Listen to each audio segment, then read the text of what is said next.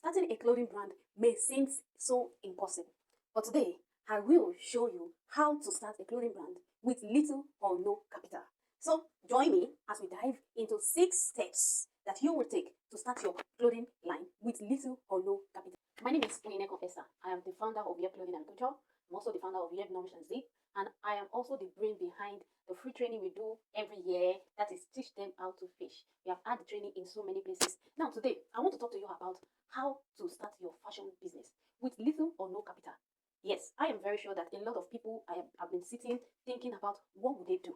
How would they start? You have passion for the fashion business, you just want to do something, but there is no capital. Now, let me start with a little story of how I started mine.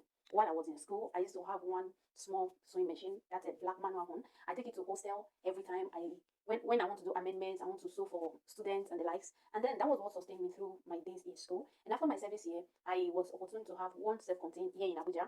And then inside the self-contained, that is where I put the machine. Though I used to go out, I work for people. When I go out in the morning, work for people, by the time I come back at night, then I will do my own work. And then my weekends, I have never been that kind of person that will go to work on Saturdays and Sundays. So my Saturdays and Sundays, I use them in working for myself. I do my sewing in the house with my small sewing machine. And then that was how I gradually grew until I was able to afford a very small shop. And then from that small shop, I still had that one machine, that manual machine. And it was in that shop that I grew from having one machine to buying industrial machine to buying and what's it called, to buying a generator, to buying another industrial machine. And that was how I grew from one level to the other. Now, this is what I want to tell you. You have to be very patient with yourself. Number one, leverage your skills. Understand your strengths and your weaknesses. In fashion business, you cannot be jack of all trades. Though in the beginning, you have to be this, you have to be that, you have to be everything. But you have to understand where you have strength.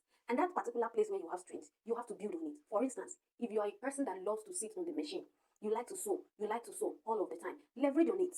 Keep sewing, sew for yourself, sew for your friends, sew for this, sew for that. Then secondly, if you are a person that loves to cut, after cutting, you find it difficult to sew, then you will understand that your strength is cutting. Then you might get somebody to do the joining for you while you do the cutting. Then another part of it is some people, their own strength is pattern drafting. They just like to do patterning. If that is your strength, then you have to build on it. And then another thing is some people like to teach. If teaching fashion business is your strength, you have to build on it. One thing you need to do is to leverage on your skill. Develop that area, that thing you like to do. Develop it. Meet people. Train on it. Keep growing in that aspect. And the places where you have weaknesses, in the long run, you can have people who have strength in that area that can do that for you. Number two, start small. Start small and build a portfolio. Start small. Don't say, okay, you need to do this, you need to buy big machine, you need to. I told you before that I started with manual machine. That is not even mine, it is my grandmother's machine. So you start with what you have. If you are able to get machine around, in fact, these days there are some people that when you finish cutting, you go to their shops that you want to sew, they will just like, okay, maybe pay 1,000 naira, 2,000 naira, then you will join your clothes and then you will leave the place. So start small and develop your skill. Another thing you need to do while starting small is to showcase your work. Don't be ashamed of what you are doing. Don't be afraid of the little you do. Once you make a dress for yourself, be proud to wear it, put it on, go out with it, let people see what you're wearing, let them comment, let the people say, oh, this your clothes is beautiful. No, this your clothes is this, is that.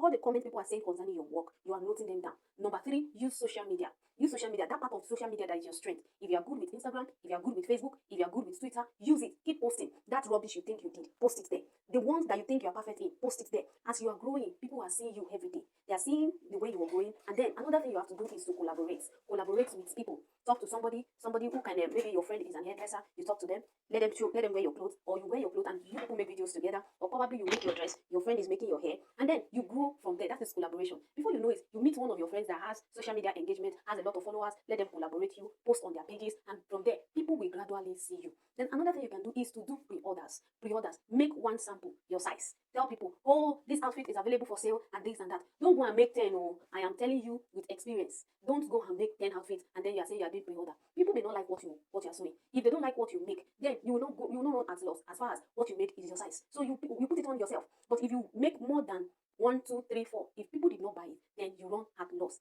Then number 4, another thing you can do is to take custom order. What do I mean by custom order? When somebody comes, you measure them and then you sew for them. When you take custom order, you begin to have your money small. Save part of the money, use the remaining one to invest in the business. Gradually, you are helping yourself. Then step number 5 is that you should utilize free and low cost resources. If you are just starting, don't go and start buying expensive materials. Though if you can afford it, you can go for it. But if you cannot afford it, go and buy cheap materials. I remember the last free training we did. The people I went to train, they could not afford 2,000 naira fabric, 5,000 naira fabric. I told them, go and look for cheap fabrics. Some of them bought fabric of 500 naira per yard, and by the time they finish making it, you will not even know. You saw the video on my page. A lot of them, they are cheap fabrics, but after making, it comes out well. And those fabrics, they will not wash, and they will not even fade. So there are some cheap fabrics that you can use to start up, so that you will not break down when you are not making sales. Then another thing is that if you cannot source these materials in your area, you can get friends to do that for you.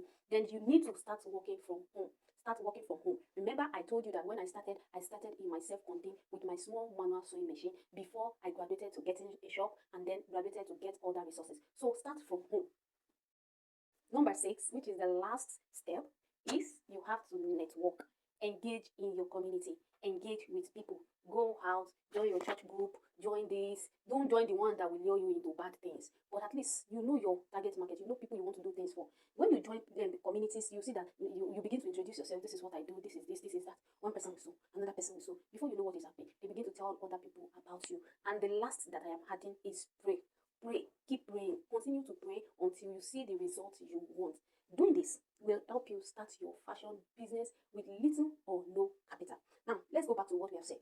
I said step number 1 is leverage your skill. Understand your strengths and your weaknesses. Step number 2 is start small and build your portfolio. Start small from your home to another place and the likes. Then you build your portfolio, you build trust, and before you know what is happening, you are getting patronage. Step number 3 is use social media. Step number 4, pre-order or custom order. Then step number 5 is